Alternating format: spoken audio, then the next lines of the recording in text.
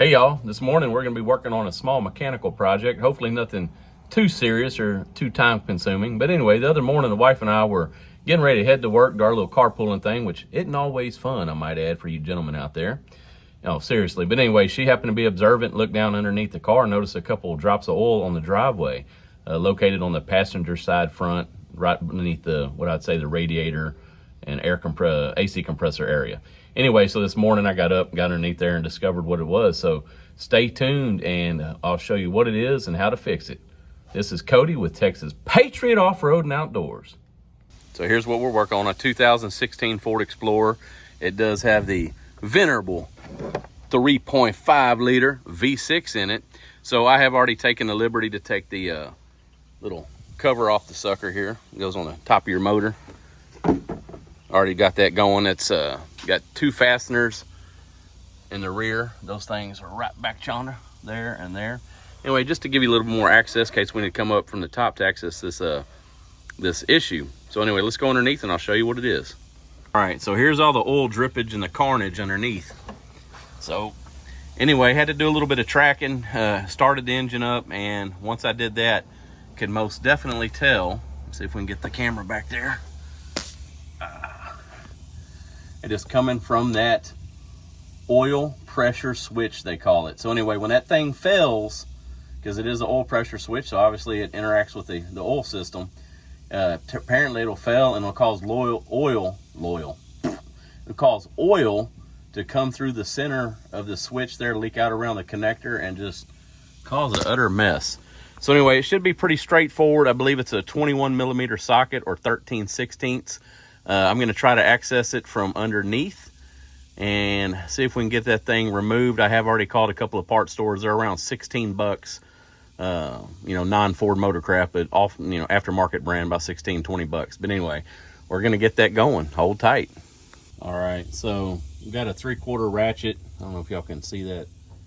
Let that thing zoom in there. We've got a 3/4 ratchet on there. 13/16 or 21 millimeter will work. Couldn't find my 21 millimeter deep, so I went with the SAE 13/16. So anyway, we're gonna get that thing broke loose.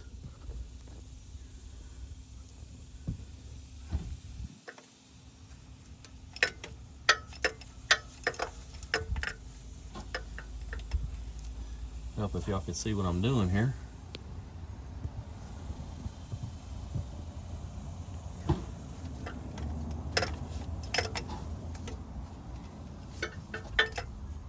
Wasn't too tight, but not a lot of room to move, obviously. The old engineers, they make it like these things will never break down on you,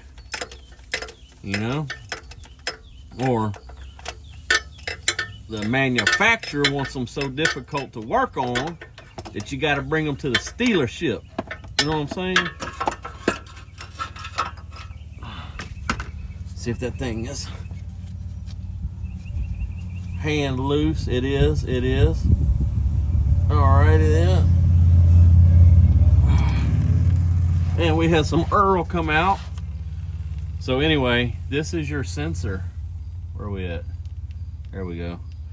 That is your oil pressure sensor. So apparently the hole in the back, whatever seals it up to go into the electronic part of this, fails. The gasket, O-ring, whatever it may be, that fails, and oil comes out of here. So we're gonna pause the video, run to the local parts store, bring this piece with us, and make sure we get the right one, and we'll do the reinstall. All right, here's what we end up with. This Duralast, excuse me, from AutoZone. Part number PS407, switch interrupter.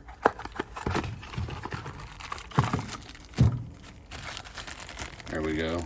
And that is, all right, as you can see, identical there. Ends look about the same, or not look about, but are the same. And the cool thing is you don't have to even put thread sealant on there. It already comes supplied from the old factory. All right, one of the things you're not going to see on video is before installing the new sensor here, I went on underneath the car and took some WD-40 and cleaned out the female connection on the wire side of the connector. Got some of that oil. There's oil all over it. Got it cleaned out. Kind of to make sure there wasn't any dirt around the engine block where the sensor screws into.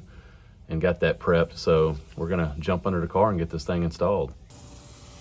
All right, let's practice being a contortionist and get this sucker where she goes.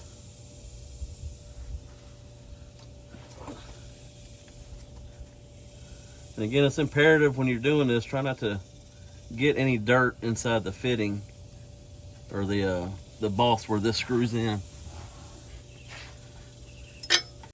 Well, after a little bit of contortionist tricks, I was able to get that thing started by hand. Now it's just a matter of tightening up, snugging it. I'm not gonna do a torque wrench on it. I'm just gonna kind of tighten it to feel about like what it was. And not to mention, with it being a taper fit type thread, it's not always best. I don't even know if you can, or you're supposed to torque those. So, of course, when you get done, probably be really good to, over the next day or so, make sure you don't have any, be watching for leaks. So now that we've got it in place, we're gonna go ahead and take that female connector and stick it on the,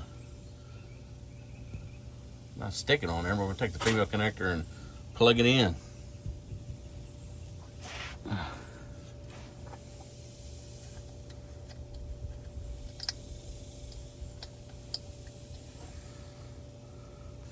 All right, we got her hooked up, connected. So next thing I'm gonna do, I'm going to crank it up and make sure we don't have any oil leak coming through the new one, as well as anywhere else.